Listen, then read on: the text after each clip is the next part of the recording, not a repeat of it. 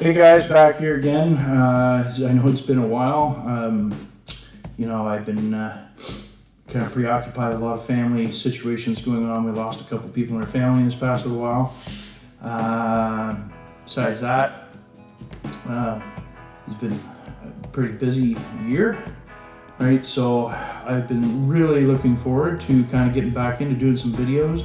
I've noticed that we've gained a few more subscribers over the past little while. Even though I haven't done any videos, I really appreciate it, guys. The more subscribers, the more it makes it worth it for me to do this.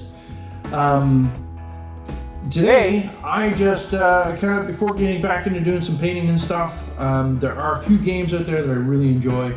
And this one here just came in to me the other day from Kickstarter. And, there's no minis, there's no really crazy, complicated, overthinking, but still, strategy involved. And it's probably the closest thing that I've seen to like chess without just kind of reinventing chess. And that's Thrive. Now, I've been waiting for this to come in for a while. I think it's been well over a year now. Originally it's for 2 players, but 25 minutes, and they say 8 plus. My daughter and I played the game the other day, and she's 8 years old, and she had no problems picking up on it.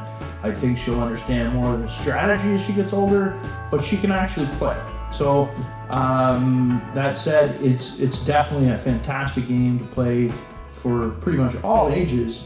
And it says 2 players, but when it comes to the Kickstarter, I also got the expansion with Pawn Life.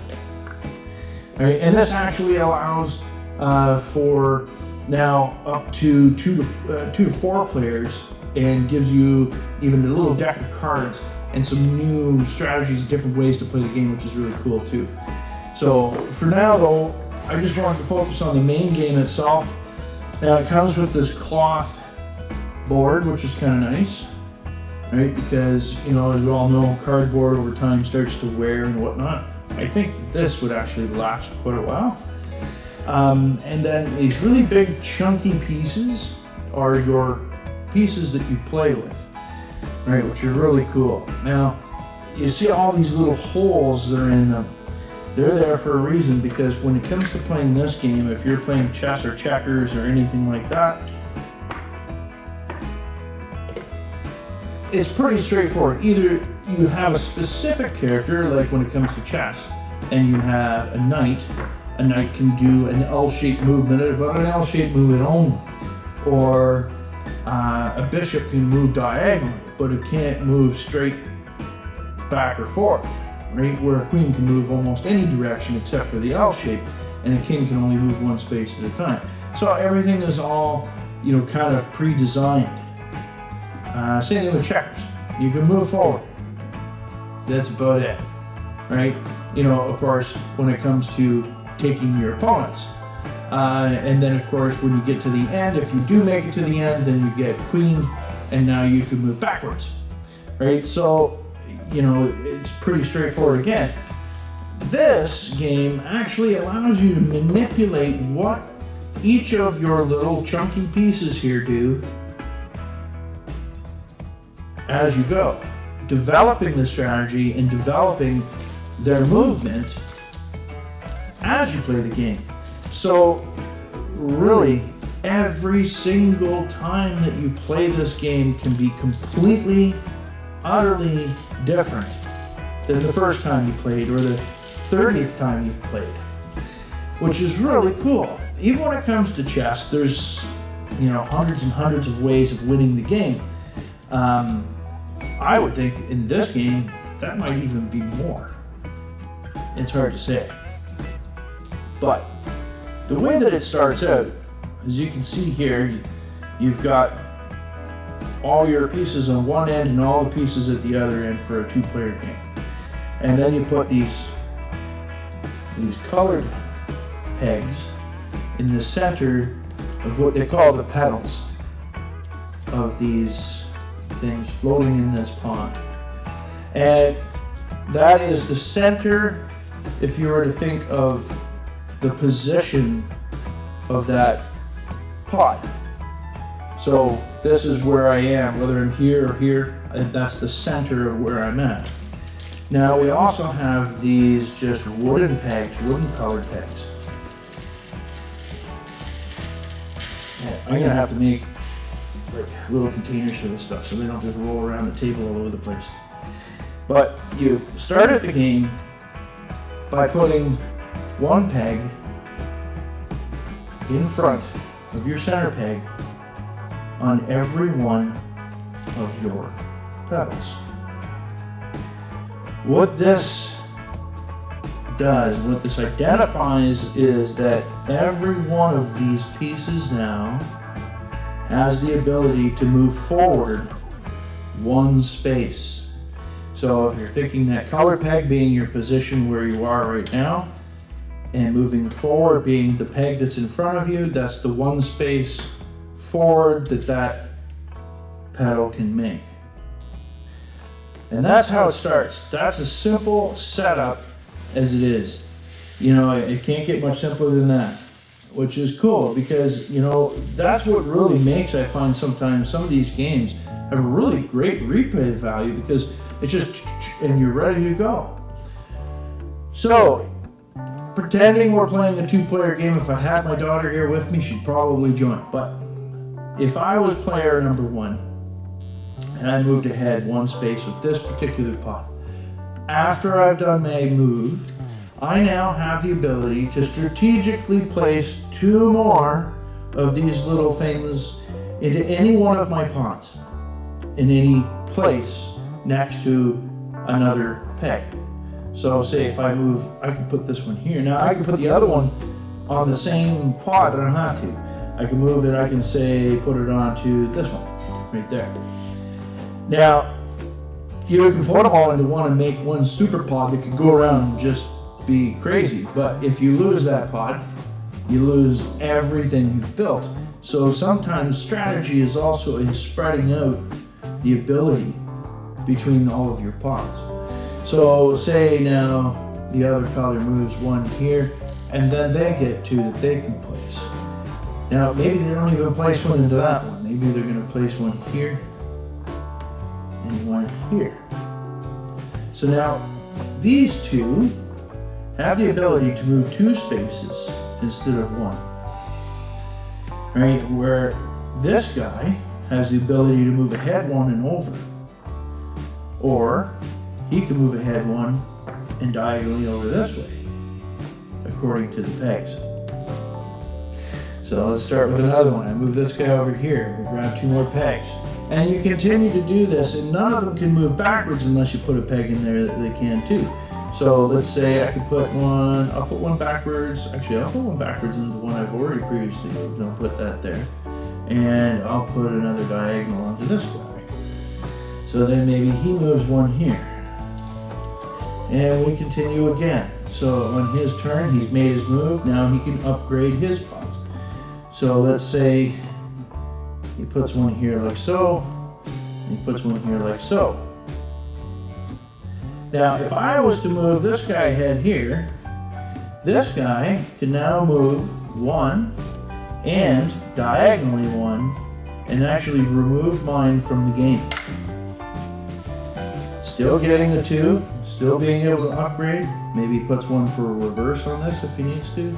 Puts another one in front on that one. Now I've lost character. Now this guy, if I was to move him here, he can't attack me that direction. But he can still move 2 and take him. So this is where the strategy starts. If this guy was already here, which one am I going to choose that I'm going to lose? Because either he's going to take this guy because he can move 1 and diagonally over 1, or he's going to take this guy because he can move 2, according to the pegs. So this is where your strategy really starts to grow. Now, I still have this guy here. He would take him, so let's move him there. Now he can't. He can move ahead. He can move diagonally, but he can't move ahead and over and take him because he doesn't have a peg there. So, I've made my move. Now, I'm going to put a diagonal here. Or sorry, I'm going to put a diagonal here. So if he doesn't move, that character now, I can move ahead and over one, or I can just move directly over and take his character. Now he does have the ability to move backwards to protect himself, and I'm going to also put another peg here to move forward twice on this. In case he advances him one, I can take him. So now he's going to lose this character if he doesn't move. I can only move one space. He can only move backwards one space. So if he moves backward one space, now he's out of the line of me being able to take him. And maybe he puts another one here so he can move in a different diagonal. Maybe even just one like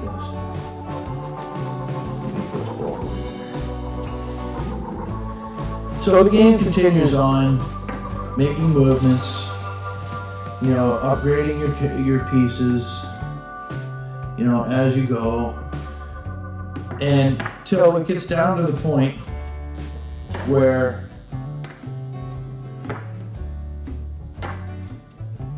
you have either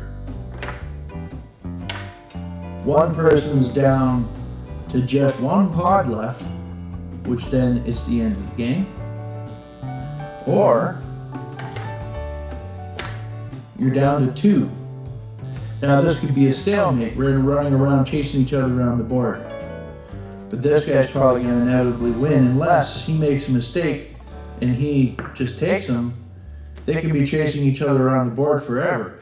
So every time you move, you upgrade two. And this is why I say inevitably that this guy could possibly win, because he already had more pegs. So by the time that this guy is almost full, this guy will fill up and won't have any more spaces to put pegs. If you have a full, completely full pod, then that's the other way you win the game. That's it. Pretty straightforward. You know, I think that this is going to be a lot of fun. Those that like strategy, those that like chess, you know, and stuff like that, it's great because of the fact that it's going to always be different. It's never going to be the same game every time you play. You know, your strategy is going to change, you know, and your pedals or your pods or whatever change with it on however way you make that. So by far, this one's a huge thumbs up. I'm really, really happy I finally got it in from Kickstarter. You know, I also look forward to checking out the Pawn's Life. You know what? I haven't opened it yet. But there's your cards. So, you know, you'll get, I guess you have, if you're following the cards, it tells you if you can place pegs or not or whatever. I have to read into the instructions for this. But then here's your additional peg colors so that you can have up to 4 players.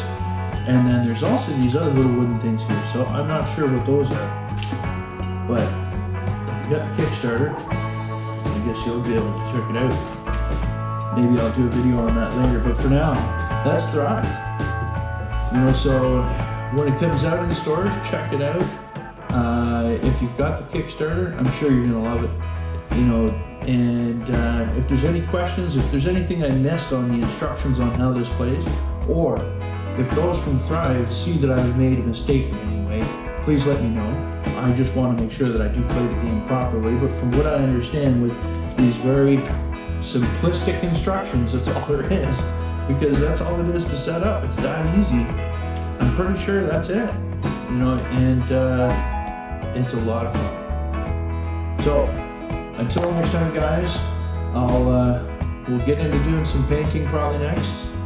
I've got some crazy things going on with Gloomhaven, Deep Madness. Yeah, we got lots of stuff to do. There'll be lots of videos to come. So please like, subscribe, comment, let me know what you think, and we'll catch you on the next video.